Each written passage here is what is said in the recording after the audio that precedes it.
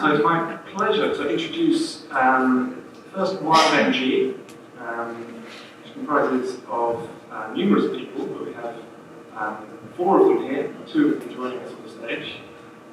So Wild Energy is a project founded by residents living in Carrington, Sherwood, Batesford, Mackworth areas of Nottingham City, who are passionate about the importance of connecting nature and connecting communities street by street, with the aim of aiding nature's recovery and growing wilder urban futures across neighbourhoods. Wild Energy, together with communities and affiliated advisors, programs inspiring events, leading on creative campaigns and scientific research to influence positive action.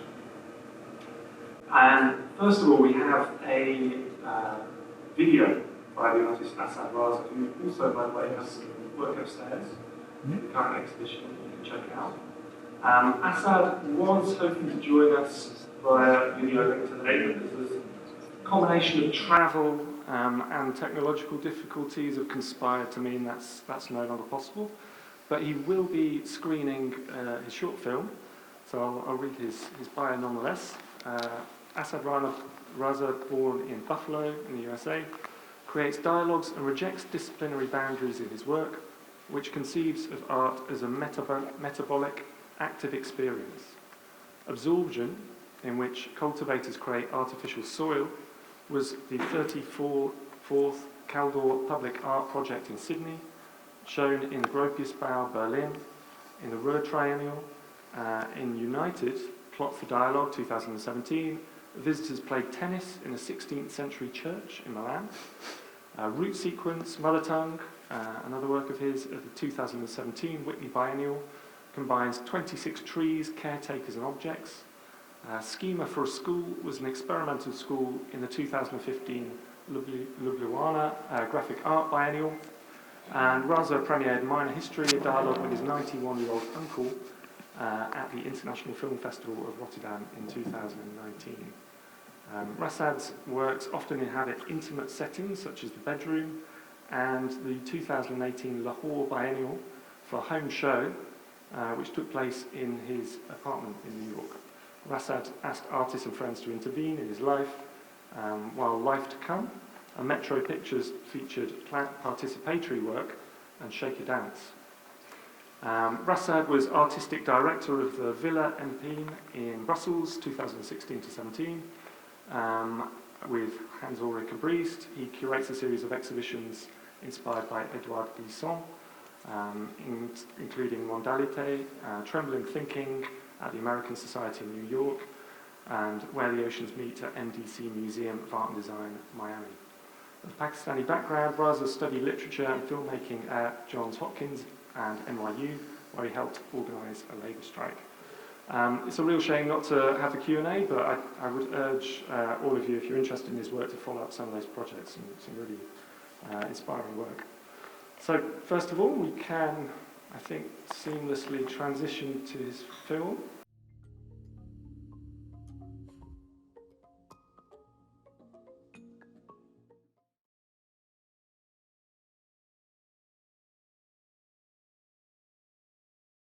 My name is Asad Raza, and this is a proposal for your city called Department of Absorption.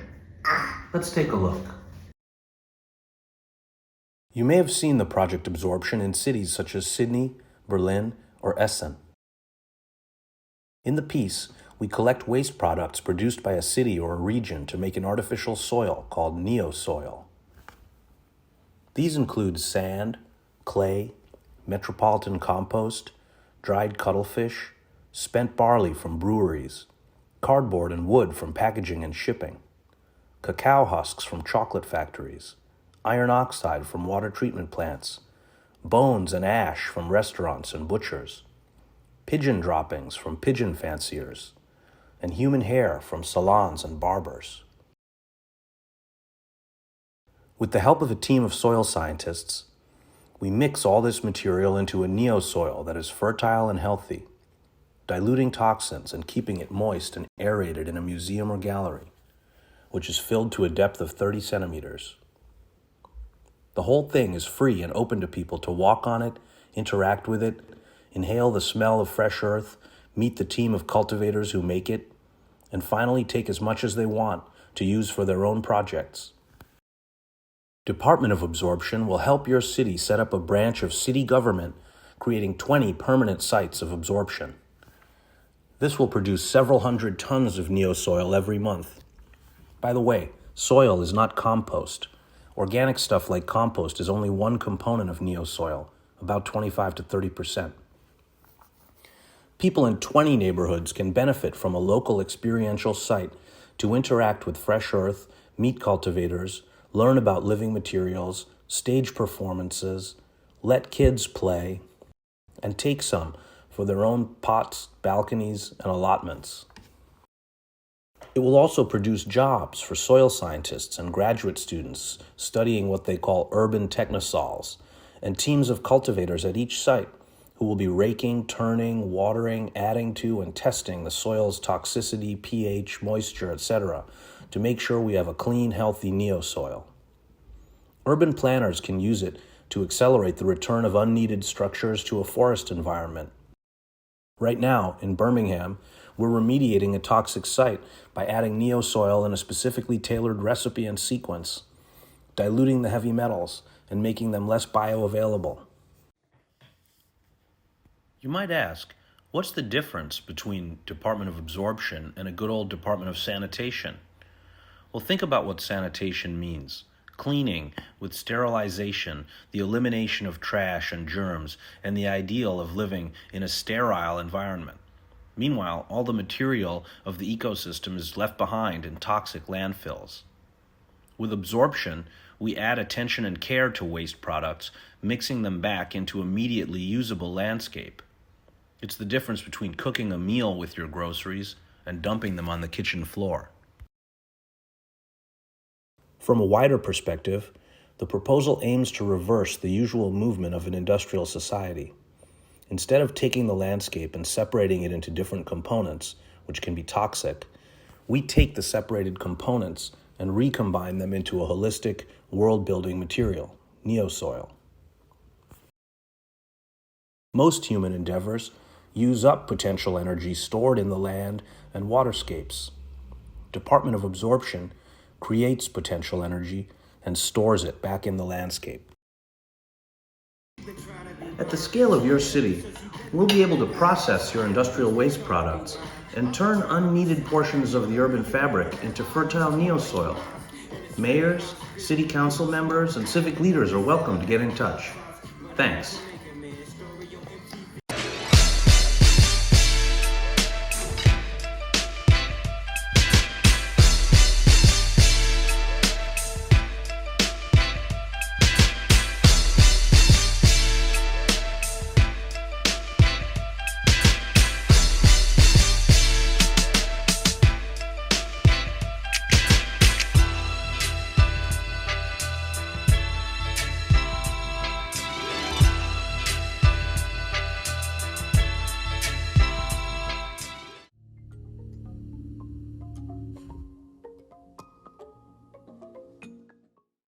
That was really interesting. It's quite funny, actually, but quite a serious message. I'm Trish Evans. This is Tim Almond. We're part of Wild NG. We've got a couple of other of our representatives with us in the crowd there as well. We're a group of about 10 of us in Nottingham City, and we're really proud to be representing the city at this global event. There seems to be a great sort of collection of really diverse perspectives and studies and creative work happening, and it's really nice to bring it onto a local level, and we are very much a local level. We're going to just introduce a little bit about who we are as Wild NG. As Theo's just mentioned, we're a project that's street by street based. We're all voluntary based in Nottingham, and our sort of philosophy really is about connecting communities through nature, but also connecting nature through communities. And it's a really interesting networking idea. And that's very much inspired by the idea of seeing that there's an opportunity for a nature recovery network. Now, that is pretty much what it says on the tin, but it's about how we cannot have a defragmented environment and a city and green spaces. It's about joining the dots And there's various ways in which we can achieve that. And actually within an urban environment, there are plenty ways. So there's things such as canopy connections, hedgerows, if we do have hedges, of course, our waterways, but our gardens, and those green spaces that do exist within our infrastructure, they can also connect, and they need to connect. And actually, if we don't have connecting areas of green space, they don't thrive. It's very much like a community setup. It's exactly the same. We might feel with development that actually if we do have a little bit of green infrastructure, it means great, we've got some green infrastructure in there, fantastic, but actually that tree that's alongside that building could be incredibly squeezed and actually is starving of its biodiversity, and actually we need to think about how that tree can connect to the next tree or the next habitat. And so it's very much looking at opportunities within our urban environment to do that. So we saw an opportunity there, but just to give you an idea of how we founded, we were only a year old, we're really, really young. Myself and Nick, we are artists, and we're called Instar, and our work is all about creating deeper connections to the natural world through contemporary art. But we're also naturalists, and we work professionally within the conservation sector as well as professionally as artists. And we often get involved and seek out and look for nature with all the work we do.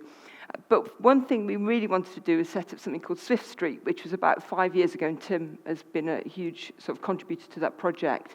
And that's a street-by-street approach, where the idea is that we want to work with the street together to install Swift boxes in our urban centre and in our community. And we have 3 Swift streets currently, and we're looking to get a 4th Swift street installed, hopefully, if we've got the capabilities this year. We've got a street lined up.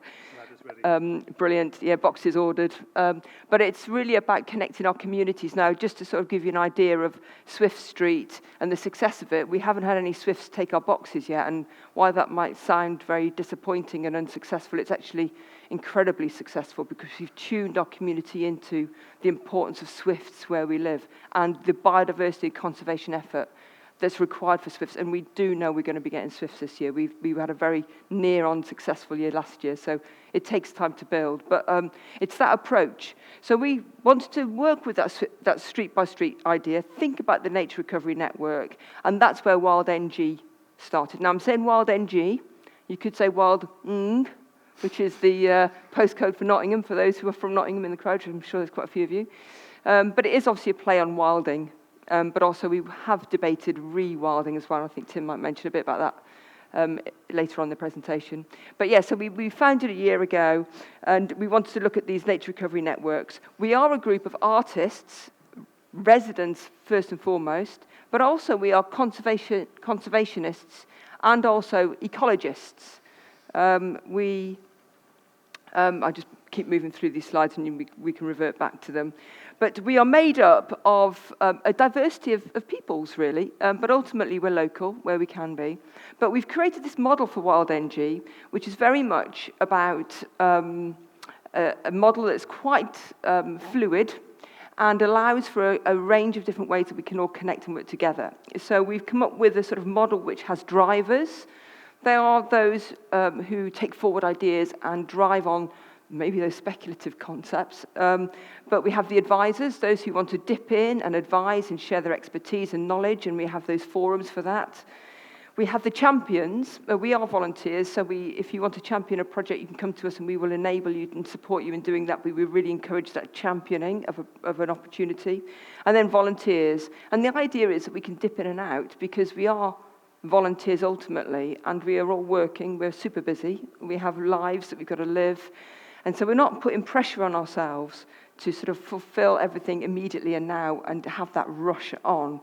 And that's really, really important. Now, to give you an idea of our locality, if you live in Nottingham, you'll know some of these areas, but we're trying to keep it in a local environment at the moment. But because we're looking at nature recovery networks, we can extend them. We don't expect not to. And we're in the north of the city. But this idea of being on the doorstep is really a very deliberate one, because actually it really helps to engage our residents and our communities and think about that street-by-street approach. Often broad campaigns, global concerns are really difficult to connect with, and many speakers have mentioned this in the talks. And sometimes opportunities to connect, if it's on our patch, are much easier than if it's just over there or it's somewhere a bit further afield and you're more disengaged. So, for example, we are now currently in something that is labelled as, and is really building as being, the green quarter of the city, which is a fantastic campaign that's pushing for a better green infrastructure in this area of the city. But unless it's directly on your patch, it's still a bit of a barrier, or even perhaps less a concern to you to act upon it immediately. But if it's on your street or even in your back garden or outside your front door, you're going to have more of an opinion about it, we're sure. So it's really interesting for us to sort of look at that and consider whether that approach will ignite a connection and ignite a stronger network. And so we're looking at ways that we can build on that momentum. There is something as well about thinking about those sort of global concerns that we believe as well, whilst we are local, that we are still global. And actually, there's no reason why something local doesn't have a global impact. Our networks can be significant, and we do sort of share ideas about how we can connect and think about mycorrhizal, for example, and, with the fruiting bodies and our ideas of the spores, that individually we can share, but we can reach and have a far bigger reach than just a local one. But also you might feel that doing something local isn't really that significant. Is it really going to make a difference to the problems we're facing? But actually, there is real logic in thinking locally as well as globally with action. There's a great quote from Edward O. Wilson, which is, "It's the small things that run the world." And when you think about biodiversity in the natural world, that's so, so true. We're thinking about sort of the sort of microscopic, sort of like plankton or, mycorrhizal or very small insects, and they're sort of, they really do make up the ecosystem that we thrive on and we rely upon. And so whilst we're small in this global world, our sort of local and individual work is really, really important. We're not boundaried in that sense. We have got this local pinpoint. And if you see our logo, we're thinking, we've got a dot in there. We're thinking about, where do we draw the line? And when we first got together, we were thinking, we've got to start somewhere, but we don't exclude. That's really important that we don't have an exclusivity and that we invite broader sort of communities and anyone to get involved if they wish to, but we had to start somewhere.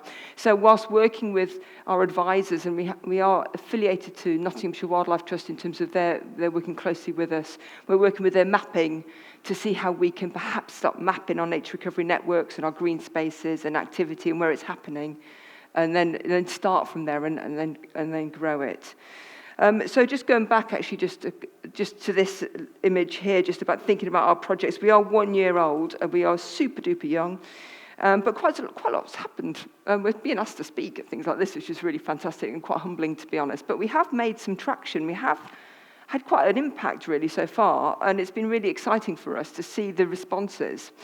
And one of those particularly is the Poison-Free Pavements campaign. So again, street by street, we're trying to work on a glyphosate-free approach, where we're detoxifying our streets and conveying that to the community. And we did a really great series of workshops last year and events where we did that classic thing, I'm sure you've seen it, where you label street botany and plant life with chalk. And then the great thing about that is it sort of had a very immediate response to those we engaged, but then that chalk graffiti was left on the ground, and then that was photographed, and then people walked by and they saw it. We had a strategic approach for being around schools, so families could see it as well.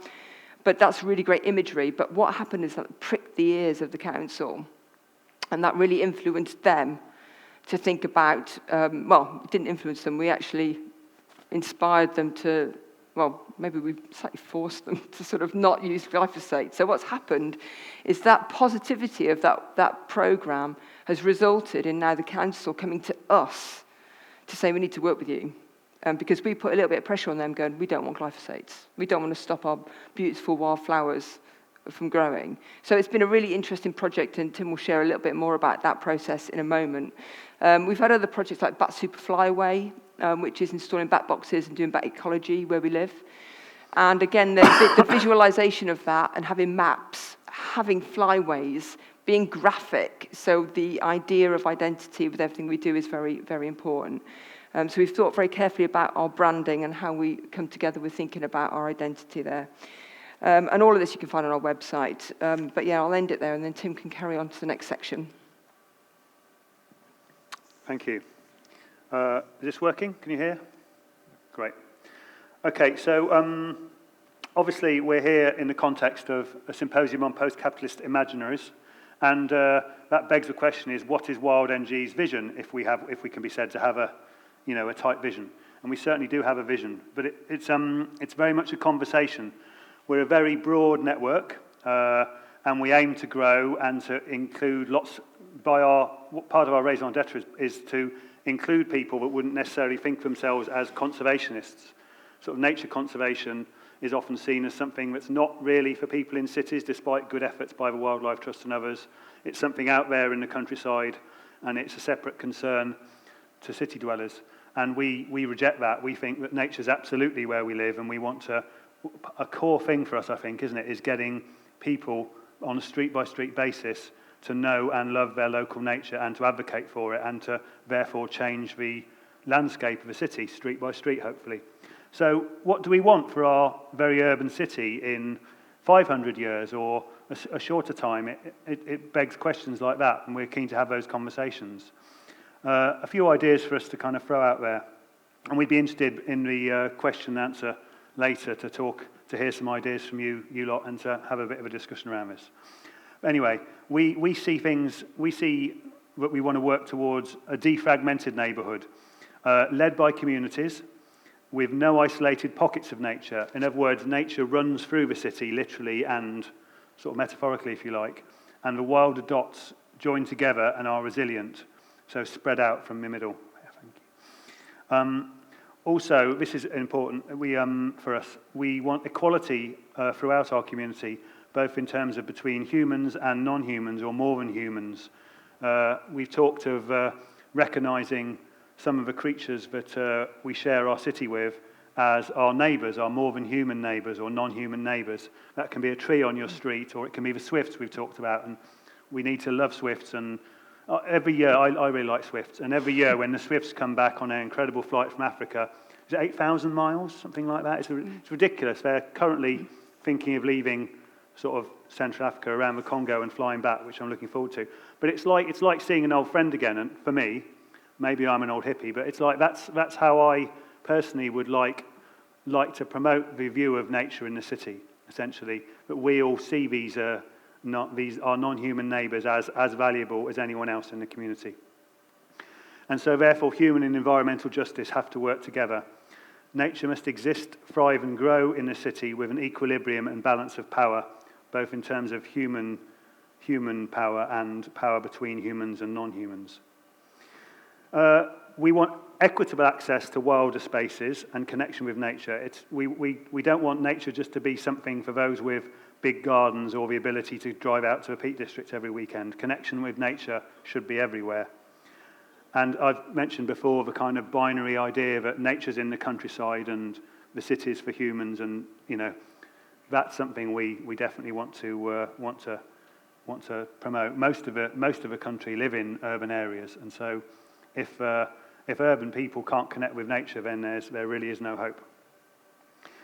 So rewild. Oh yeah, sorry. I just want to mention something that Trish picked up on, which is the sort of analogy we see is something like a mycelium, a fungal mycelium, which grows in unpredictable ways around, in our case, the city, the urban areas.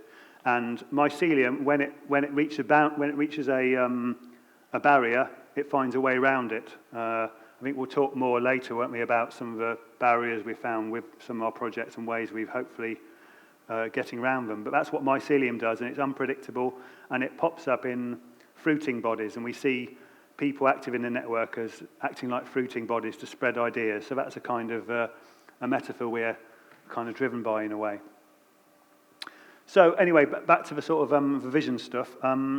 Rewilding, Trish mentioned the Wild NG, it kind of echoes deliberately the sort of idea of wilding, rewilding, and which is obviously a very hot topic at the moment. But what do we mean by rewilding in an urban context? It's often thought about as the sort of a gold standard of bringing wolves back and lynx and stuff. And we have to wonder, can we have wolf and lynx in Woollerton Park? That's, again, something we might like to bring out in the conversation later.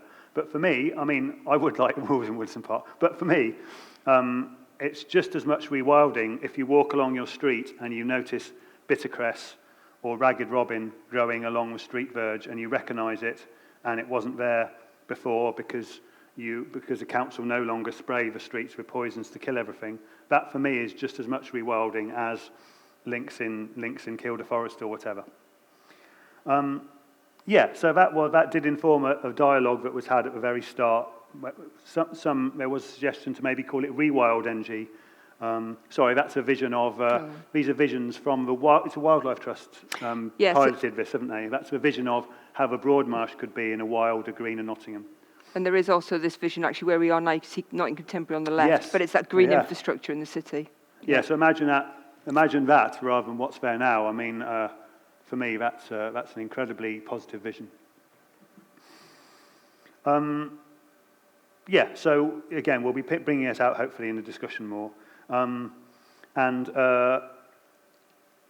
Another question is how much do we seek to manage nature? Again, the Poison-Free Pavements campaign, that's all about deciding how weedy we want our streets to be. And again, opinions will vary on that greatly. But it's like, so that's why the vision, the idea is so important. It's like, how much management do we need to put in? If the council don't spray with glyphosate, are we going to have to go out there and do a bit of hand weeding or, whatever? So there's lots of questions around that. So now I'll hand back to Trish for the next section. Great, thanks. So one of the things with Wild NG is we want to connect our community to nature. But we're going to ask ourselves really, what is our connection to nature and how can we actually create that connection? And what is connection anyway? I mean, just go back to Instar's strapline, which is like creating deeper connections to natural worlds through contemporary art. I mean, it's all relative and comparative and personal, isn't it? So it's sort of like really important for us to sort of think about what do we mean by that and how can we have that moment where we connect. But we believe that those connections are really, really important through our process. Now, we're going to ask for a little bit of audience participation here now. And we want you to sort of take yourselves to a place where you felt really connected to nature. So for a moment, can you all close your eyes and find yourself in a place where you felt really, really close and connected to nature? Think about how you feel when you're there and where you are. But importantly, think about what's transformative about it. Why was this particular place instantly sprung into your mind now? And you can open your eyes again. What's really interesting about that is you might have really struggled to find a place, we don't know. But hopefully you all went all over the maybe UK or even planet to think about that connection. But it's really important to think about that, and we want to sort of resonate and create those profound epiphany moments. And there's plenty of national and international pioneers in the natural world who've utilised these moments or responded to these moments to really spear on their connectivity and also respond to that by actually taking action. There's no other route to a response to this moment than to care and to do something for nature. And, within our group, we've had those moments, and we wanted to share a few of those right now. If you're from Nottingham, imagine yourself back in the 1970s in a really sort of tough part of Nottingham called Woollerton. And Nick, when he was 8, found himself with his mate on the street, who was also 8, really appreciating nature for 2 very, very different reasons. Nick was really into learning how to identify every UK British species of bird. And Lawrence, who he lived with on the street, was really interested in shooting them. So Lawrence thought Nick would be brilliant to help him identify what the hell it is he's actually shooting. So he invited Nick up onto the hill, which is this sort of like woodland area in the area where he was brought up. And they plodded on up there, and then Lawrence shot a robin. And Nick thought it would be brilliant to take part in this exercise because he can get closer to the birds that he's trying to identify, to get up close and to see the bird, you know. But the moment that happened, it changed everything. It was just like, this isn't good. And, you know, that really is his moment when we asked him about that connectivity and that realization in nature and the importance to him about caring and protecting and helping nature.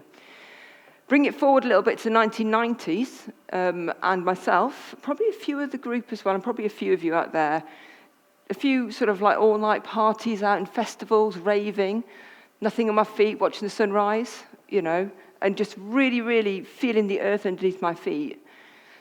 And actually, I'm from a rural part in Wales. I've been brought up around the countryside, albeit very much a farmed one. But I left mid-Wales to come to a city, and I came to Nottingham, hoping for a place that was just full of concrete. I just wasn't interested in anything that had hills, anything that had any green space. And the surrealism now that I'm trying to bring green spaces into Nottingham City is really quite funny to me personally. But actually, I was not interested in nature at all. But that time for me, when I actually felt really connected to nature, really did have a massive, profound effect on me. I started to see the sunrise and feeling the energy of a new day, you know, understanding and appreciating nature close up and spending time out in nature. More recently, another member of our team reflects on their moment that is currently really inspiring them to think about the natural world where they live, is in a very built-up street in our project area. And there's an old retired couple who have made the effort to put bird feeders on the tree. So I've got a few pictures here to share. And basically, they with real commitment fill these bird feeders up with bird feeder all the time. And they want to see bird life from their window. And they really rejoice in this wonder of wildlife on their doorstep. And not only have they really enjoyed it for themselves, but they've given that gift to their community. And so it's really, really beautiful to think how something very small can really have an impact on us that can then spread an impact on much greater things. And so as Wild NG, we want to ensure that we create those moments, that we give an opportunity to enable our community and our neighbours to connect to nature in very different ways. And through doing that, we are wanting to sort of find ways to connect people through things such as the wonder of the natural sciences, you know, the science of the experience. It could be the creativity and the activity that they take part in. I'm just here just to show you some of the activities that we have. We do a lot of things on the street. Everything we do is free.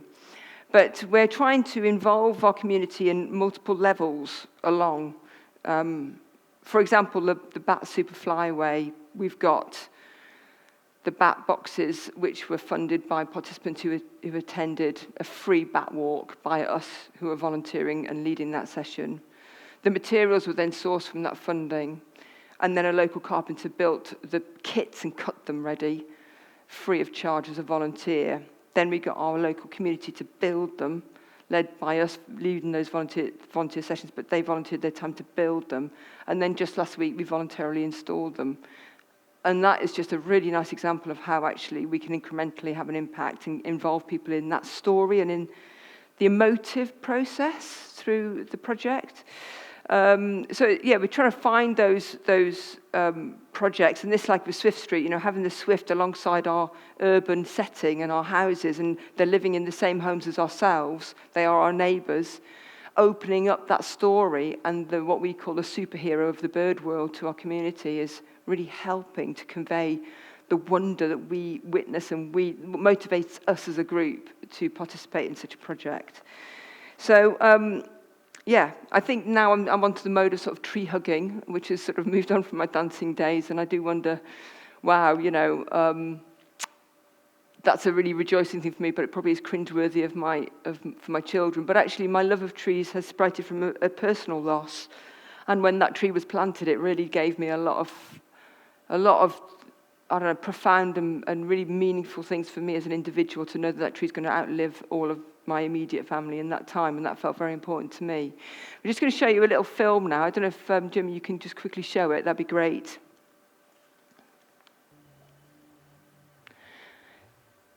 So this is a tree that has been admired by our community in Sherwood for many, many years, and this is filmed from the bedroom of a resident just last week, and it got felled, and there was a campaign to try and save this row of trees, and it failed.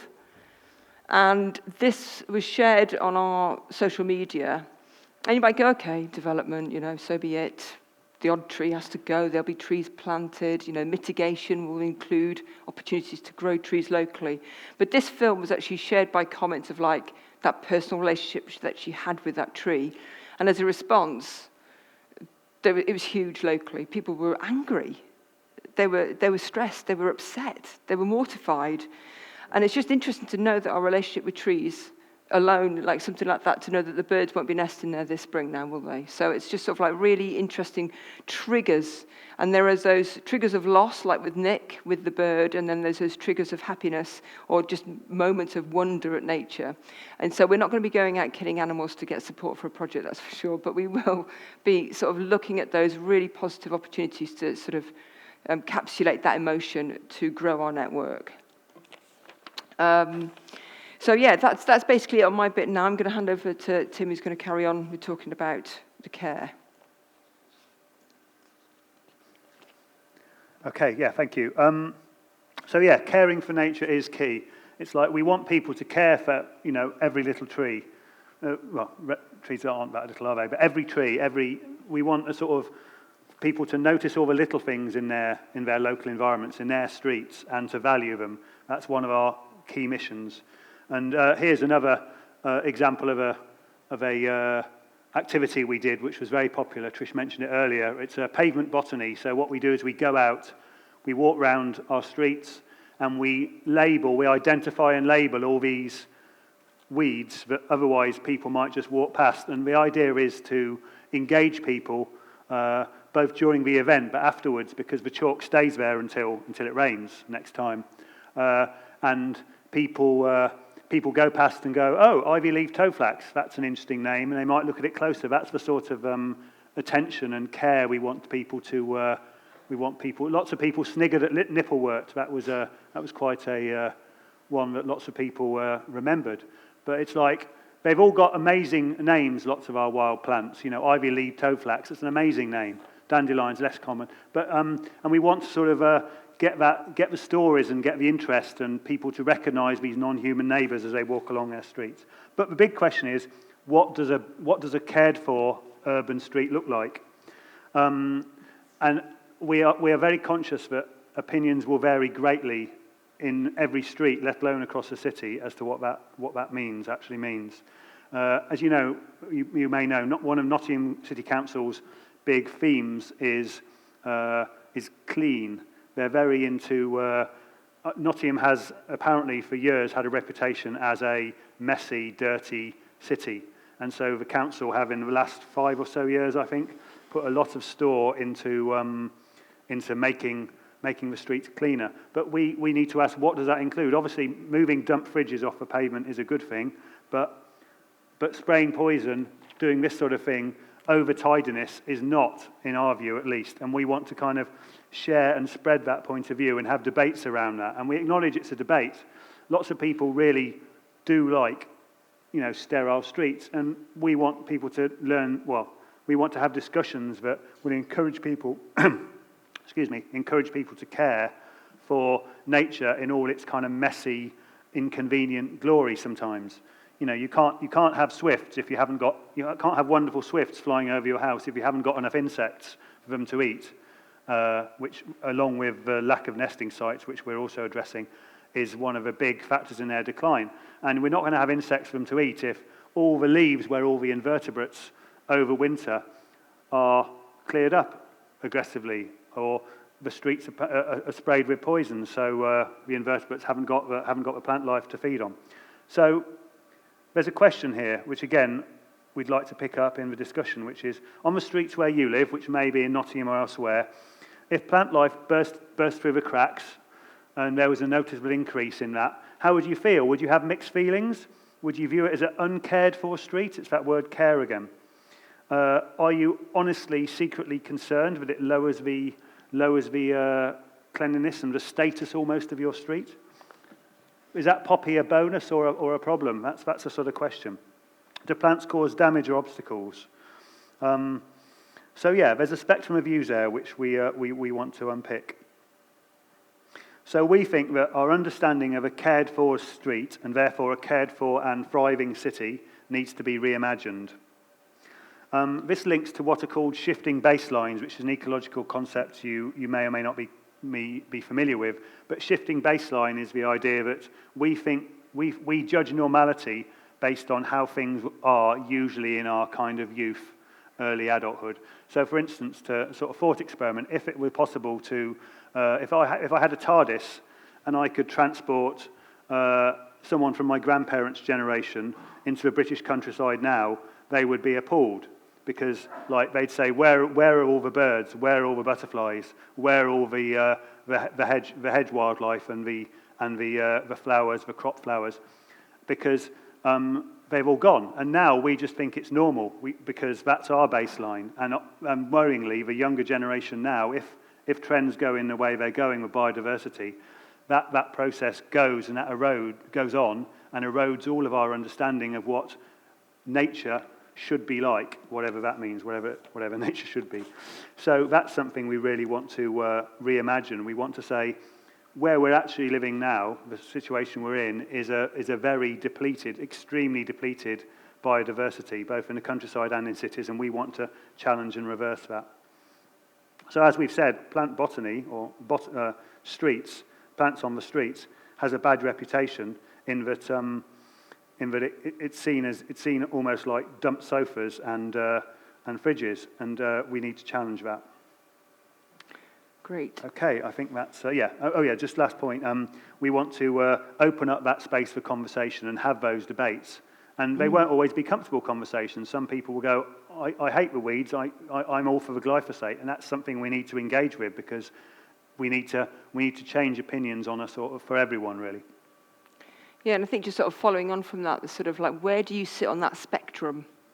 You know, this apocalyptic Japanese abandoned town, I couldn't find one in Nottingham of the same calibre, but the fear factor of that is what determines people's decisions around glyphosate use on their street. But actually, there's a lot more understanding and reassurances in the way that we can manage, you know, sort of like natural habitat on our streets without killing everything in the process and actually spraying something that's carcinogenic. You know, so it's actually quite serious stuff. It really does obliterate.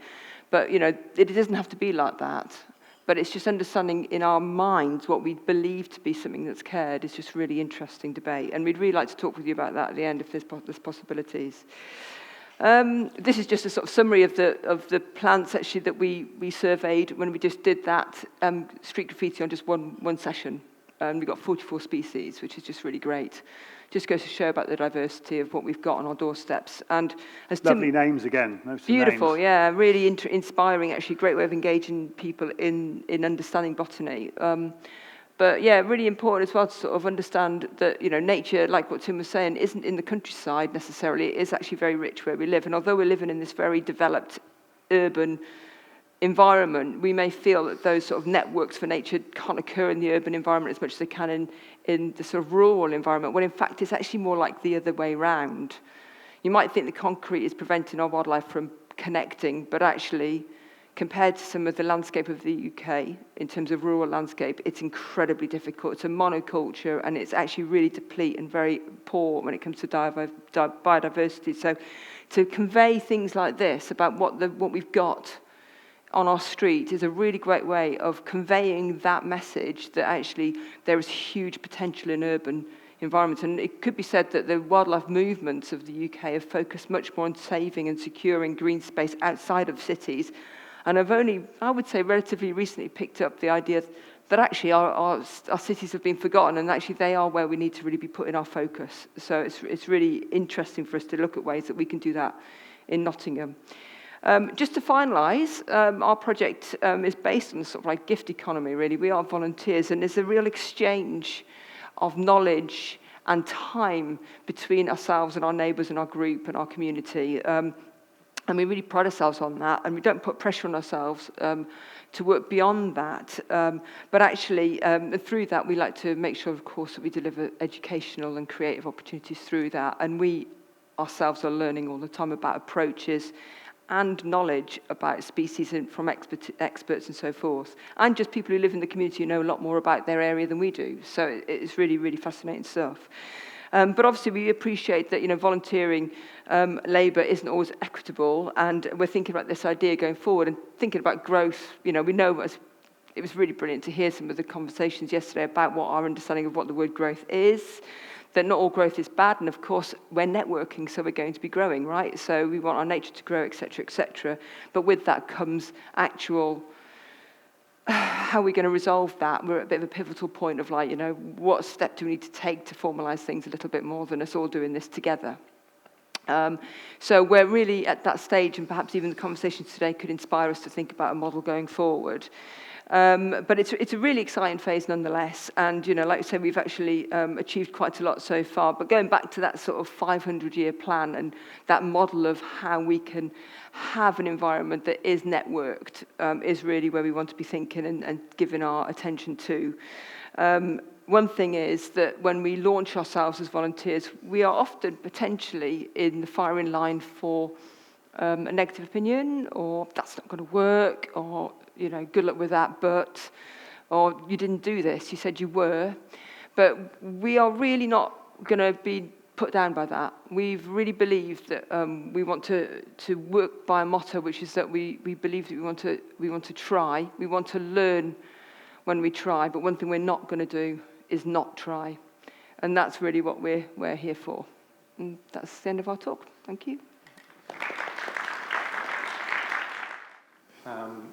Yeah, it feels like an important conversation to be having here and now in Nottingham, which, if anybody's travelled up on the train today, you will have walked past a big sort of gaping sore in the city centre, which is a kind of crumbling shopping centre that was semi-demolished during the pandemic, and then the company that were due to rebuild it as another shopping centre went bust.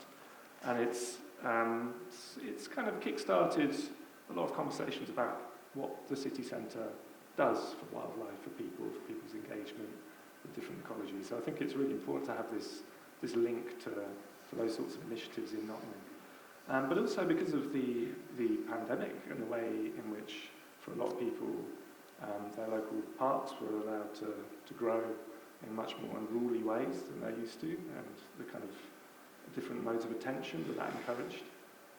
So it was really great to kind of have those themes come through. I wondered if I could start with a question, and I think it would be good to kind of have a broader conversation. But if I could start with a question that links your work to Assad, so maybe some of the discussions on the previous panel, around the difference between cleansing and detoxifying. So also kind of, Emma talked really eloquently about the kind of the fantasies of living within kind of mutant ecologies of toxicity and the limits of that kind of discussion, although they might be a good corrective to other fantasies of kind of pure nature and rewilding initiatives. So yeah, really just this question around cleanliness, detoxifying. Assad also talked in his video about sanitation, the role of sanitation in a city. Do you have a kind of ideal state that you're aiming to encourage the kind of flora, fauna to reach? It seems like, to reference the theme of the panel, it's not repair as a return to a particular baseline, ecological baseline. It's a kind of future-facing mode of repair. So I realise that's a lot of things to throw at you can go for it, yeah. Between kind of detoxifying and cleansing. Yeah, that's very interesting. And you mentioning we don't have an idea of return to a shifting baseline. You could say, imagine what the streets of Nottingham were like, I don't know, 150, 200 years ago. There were probably lots of weeds there, but there was also lots of cholera and horse crap. We're not aiming to go back to anything like that at all, obviously.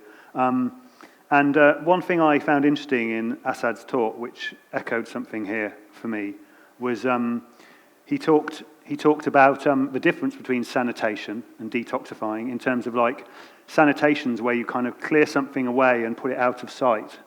And in a way, we're kind of, I don't know if you'd agree, Trish, but with the Poison-Free Pavements campaign to stop routine spraying of glyphosate, it's kind of the opposite of that, because that is actually, what we're aiming for, I should say, is the opposite of that. We want to see the kind of, the issue of greenery in our streets addressed head on. At the moment, it's very easy to forget about it. The council come along however many times a year it is and spray it, probably when not many people are around or not many of us might notice, and then the weeds die and we don't notice. So that's, in a way, that's, for me, sort of a bit like sanitation. And what we're talking about is more, these green things want to grow in our streets. We'd like to welcome them in, at least some of them. You know, if they're growing into a drain or undermining and, you know, compromising safety, then they need to be removed by hand or whatever. But so see what I mean? We're aiming for a more visible approach to street maintenance in that campaign, I would say. Does that make sense? Yeah, I mean, I think the sort of, you know, yeah, the application of glyphosate is a very toxic thing, but it's there to cleanse. And, you know, the council at the moment, they very much group cleansing and clean city and pride all together in one nice, neat bundle. And that means basically when you think about cleansing, it's essentially stripping. Yeah, and that includes, it's grouped in with fly tipping and litter, so our street plants. So it's an idea that the street is unloved, and there's a massive fear that it's not loved. So in terms of removing that glyphosate, that toxicity is a real step in that sense. But also it doesn't end there, because when you have a glyphosate applied, then that plant has a runoff, and that runoff then goes into waterways, and then that then goes through various other routes and doesn't disappear. And actually the extension of an application of a chemical like that is very serious. And talking about soils, that's there, you know. And I think that there's sort of like that relationship with understanding that journey that something like that has when it starts on your street is really, really important one to convey. But yeah, I think the removal of the toxicity is very much where we're at. But also as well, plant life does purify. You know, we've got trees and we've got plants, you know, and they purify our air. So they detoxify that. So I think there's a sort of like, there's a multiple and very important role that our plant life and our wildlife as a whole ecosystem plays in terms of that detoxification. Even thinking about ecosystem services and how plants and various things clean our waterways or our soils naturally, they provide a very important service. The only fear we've got to be careful of is seeing nature as a commodity in this debate. But leads seamlessly onto my next question, which is around the framing of ecosystems as services or as commodities that can be turned into credits, which can be offset. So as you work as artists, but you also work with kind of wildlife trusts, the National Forest, I think you did a project with as well. National Forest and National Trust, yeah. So I guess the question is, what does that, in the context of a conservation movement that's increasingly financialized, that has bought into this logic of selling nature in order to save it, as it's been formulated, turning it into kind of discrete commodities that can be swapped, moved around, sold. What does an artistic approach bring? Oh, I thought you were just going to ask what the problems with that all are. Got plenty to say on that. Well, what does art bring? What it brings, I mean, I think really, I've worked in the conservation sector for quite some time, not anymore, but I did professionally, leading on various projects and campaigns, one of which was Nottingham for Nature and a big billboard campaign with young people looking at a manifesto for nature in the city some years back now. But when you work in a conservation movement like this, these sort of commodities can be really helpful, because the problem is that they help give value to something that you're trying to convey. And the Wildlife Trust movements, the one that I'm familiar with, and also those I've worked with, myself and Nick with Instar, they struggle to convey the value of nature. It's sort of, it seemed that, the mitigation approach, the legal approach, the loss approach, of course. But what art brings and what we really believe in, I think all of our project members do actually, is that the arts plays a really, really great role in communication and to convey ideas in innovative and new and more contemporary and relevant ways. And you know, if I'm honest, I find it very frustrating that isn't adopted, and it's not adopted enough. There needs to be a lot more creativity in the way that we engage our communities and our audiences. And the arts plays a huge role in that, and there's a huge opportunity for the arts to really embrace that opportunity. And I think, you know, you just have to look at campaigns, even placards and street art and various activism art over many decades. It's really poignant and really strong, and you don't see the movements, the conservation movements, having a space for that. So I think they're opening up to being more diverse in the way that they approach their message. They know they need to, I think. I don't know if that answers. Yeah. Tim, I don't know if you wanted to... Nothing really to add to that. Yeah. No? I think we'd better open it up if anyone has any questions from the audience. Mm-hmm. Yeah, that's good. Slightly doesn't. Yeah, in the middle.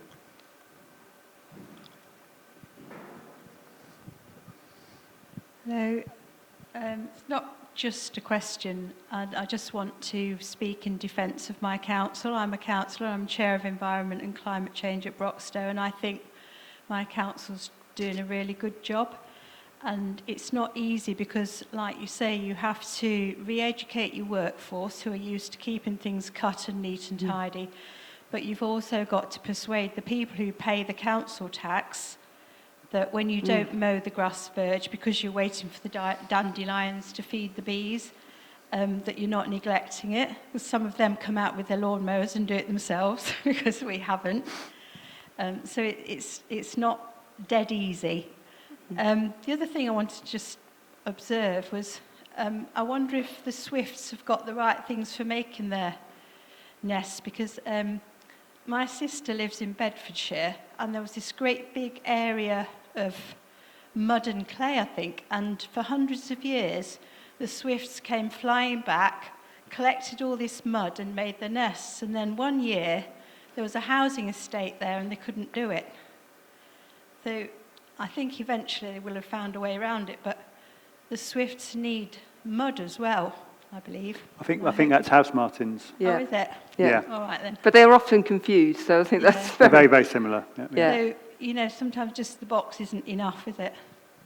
Well, yeah, I mean, the whole ecosystem, you brought up a couple of points that are really important, and we are working with Nottingham City Council, so whilst we're sort of saying it's frustrating with the cleansing, we really are working collaboratively with the City Council now, and that's really great. I mean, okay, it came through a little bit of pressure from us, but there's not a desire to change. I think that there's a real feeling that this has got to happen. We want to work on change, but like you say, it's systemic, sort of in terms of the way that the councils work, and people have worked cleaning and tidying our streets for many, many years, and to change that overnight isn't going to happen. But tonight, it's really great to know that we can do a street-by-street approach and to test that out, and we're doing this pilot for the first time this year with 40 streets. So that is a real collaboration, and that's going to be a really great opportunity to see how we, as a neighbourhood and community, can work collaboratively with the council and understand their challenges. So we are very much listening to each other about the approaches. So that would be an interesting one to follow on that front. But in terms of going to your question about swifts, okay, it is house martins you're talking about, but yeah, the swifts are in decline not because of just their lack of housing, which has been changed because of the way that we've improved our buildings in terms of doing them up and fixing them. That means that swifts can't no longer have their specific nest that they've been nesting in. But it's also about the habitat in which they need to feed on to survive. So when they migrate here, they'll be needing all of that habitat and the insects to live on. So it's not just one thing, it's a whole. So talking about your idea about, how do we make sure it's not just a nest? Well, with Swift Street and with Wild NG, we talk about that whole all the time. So encourage an opportunity to understand the different levels in nature and what's required for the sustainability of each of those. And actually, as residents, we have a real opportunity to improve that and really make a difference. thought it was really enjoyed the presentation and the ideas that you're bringing forward. I was reflecting on my own experience in Sherwood of having a lot of drug dealing going on. And one evening we had 4 or 5 police cars and mayhem along the street. So we organised a meeting in the community centre. But after that meeting, people reflected that it's the first time they'd met most of the people on the street. We'd not actually been together as a group before. So there was a kind of positive out of that process. And I think that is something that's missing generally. So this, especially after, COVID. So we've all been stuck in our houses, in isolation, all getting a bit depressed and all the rest of it. And the idea of some sort of collective identity, I think, could be really powerful. Now, one thing we did do was we established a community co-op in the old bus depot. Now, I think that's become like an arts centre, but I think it's lost a bit its purpose as being a community co-op, of bringing people together. And it struck me that your project, there's Sherwood Art Week, and maybe there could be a Sherwood Nature Week or whatever, or Sherwood Art and Nature Week, or something like that, that brings not just streets together, but the whole shebang, and helps build this collective identity. So that was really good. And finally, yesterday I was outside Aspley Library because people are really worried that the library's going to close. And I was amazed at the architecture. So the library wasn't simply a box like the one they're going to put in Sherwood. It was a beautiful building with amazing architecture, with a dome and all the rest of it. But outside there was a green patch, a big green patch all around it. So you enter into this space that was a public space, but also quite a beautiful space with a integral green aspect. And if we're not careful, we're going to lose that. So that was from 1937. And perhaps there are linkages with the time that we're in now. So just that idea of architecture designing in this sense of nature. There is quite an interesting point just around planning and how planning departments aren't always talking to the sustainable teams. I think that's happening a bit more in Nottingham now, but there is that that idea that we need to have a green infrastructure for the city, and that the mitigation question that you asked about if you're going to develop an area or you're going to build a building, what are you going to do that's going to be green, that's going to fulfill that justification of putting that there. And it might be I know there's over a certain footage of Nottingham that you'd have to have a green roof, for example, or so many trees or bird boxes or whatever it may be. But the problem is that doesn't always transpire, and there's not necessarily the authorization or the analysis to know if it's really happened. So there's a little bit of a missing link there, and the idea that we've got a sustainable city and thinking much more about planning agreements for the city going forward is really crucial for that to be successful. We used to have something in Nottingham as well called Breathing Space, which was for every child born there'd be a tree planted, and that was great. But then no one actually checked, and so. But that's only because of just that little missing link again. And so it's trying to sort of find routes where these things can actually really happen. And architecture and infrastructure is really important. And what's also very important is that going back to that Nature Recovery Network vision of Wild NG, is that putting a tree on a street, which is quite squeezed and quite isolated, is okay, but it's not great really. In fact, it's quite starved. And we really need to be inspiring a more of a wilder network with that. And that can bring innovation and really interesting design. I guess the Broadmarsh vision, looking at the ideas and the vision of outside this building, for example, they're all networking. It's thinking about some real creativity in the way that we approach these things. It's sustainable, but does connect nature. Because when you do connect it, it's got a far greater chance of surviving than if you've got the odd plotted green. If you looked at architectural drawings, it's quite common, isn't it? You get the lovely tree that's coloured in green, and there's a bird flying there, and families walking by looking happy. But actually, it's the reality of that isn't always followed through, and it isn't.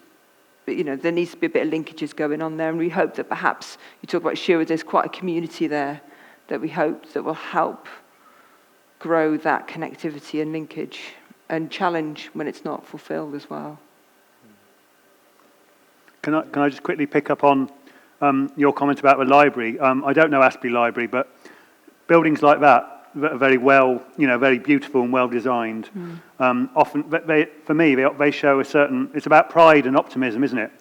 When it was built, in the time it was built, and there can be. We live in times where optimism can be quite in short supply, particularly around about lots of things, but certainly around the natural world and biodiversity, threats to biodiversity. And I think designing and incorporating space for nature in our cities is an optimistic act. It's important for that reason alone, I think, and that's something for me I hope Wild NG does. Streets being on a street-by-street basis, being optimistic about connection with nature where they live. That's as important as, in some ways, as the actual outcomes in terms of whether the swifts nest there or not. It's about the optimism and the hope and the sort of antidote to eco-despair.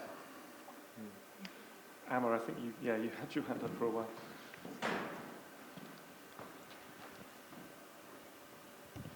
Thanks. Hello. Yes, thanks, Thea, and thank you both. I have a couple of quick questions. I really was trying to take on your challenge to think about, like, where are you really on the spectrum of thinking about streets, and so I'm really thinking about that. I was thinking a lot about Atlanta, which is a city in Georgia in the United States of America, which is incredibly overgrown. It's an incredibly green city, but one of the reasons it's really overgrown is because there isn't citywide support for people to, like, deal with trees that are potentially, damaging their houses. There are large impoverished communities. Like, I think we can't kind of run away from the fact that certain kind of greener spaces, or like spaces where nature's taken over, tend to be spaces where people have less access to support from the state, right?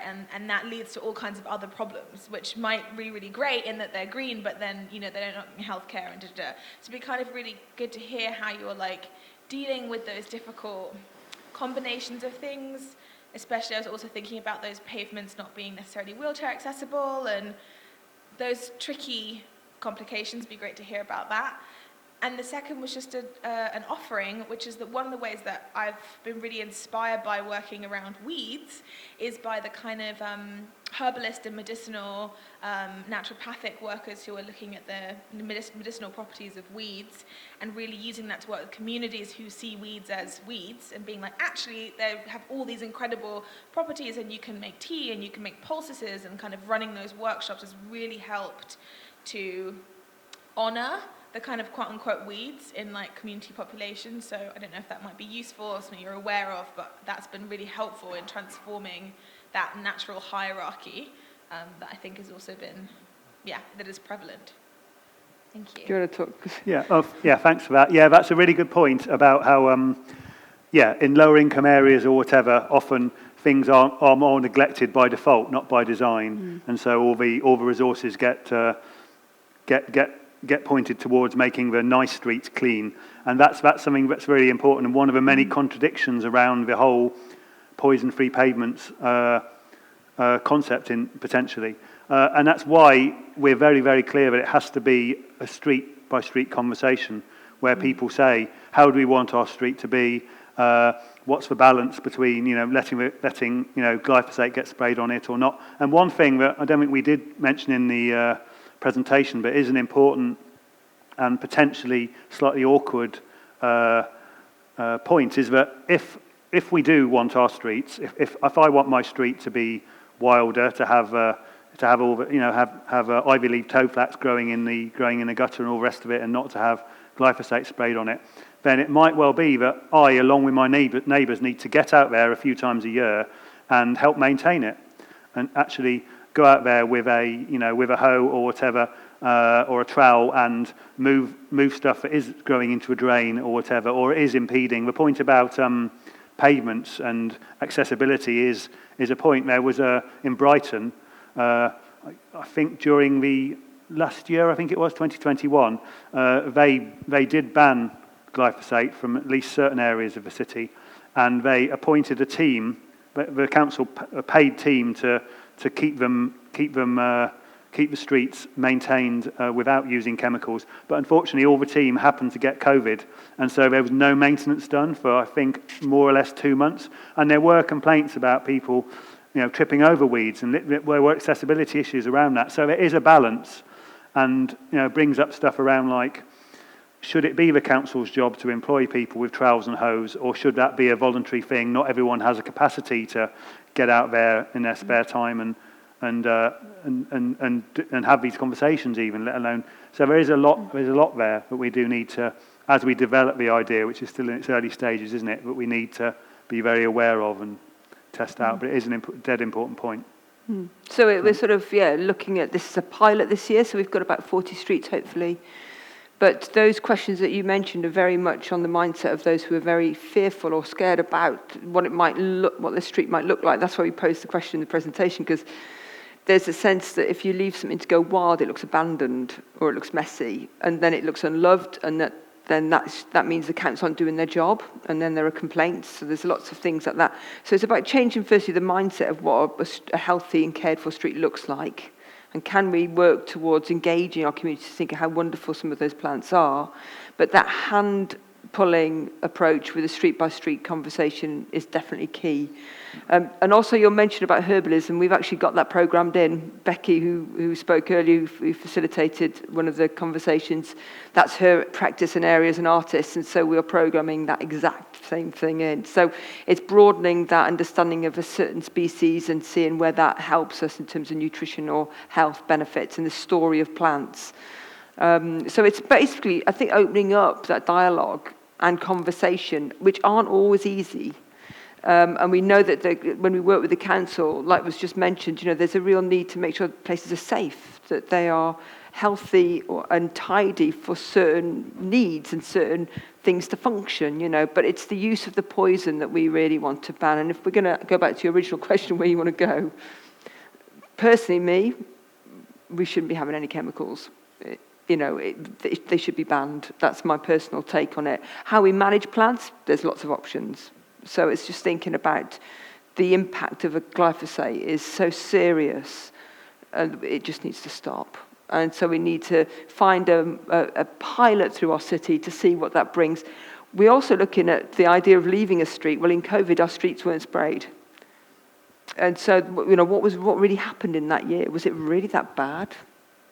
There are certain needs to complain. There's certain people within our community naturally who see it as untidy and they don't like it and they want it improved. There's a fear it will get worse. So it's thinking about how our community can help and work with us to do that, to sort of resolve. Sorry, just working through that, getting quite distracted. But yeah, it's a collaboration, and it's not a simple solution. And there's been plenty of mistakes through the glyphosate campaign nationally in other countries. So it's just finding a way that we can resolve that and think about it street by street and personally, and be open to needing to find an equilibrium. I think that voice through that is probably our cue to wrap up. But thanks very much for sharing the work you're doing. And as you say, it's the kind of pilot year, so it's going to be interesting to see. Right. Okay. Thank you very much.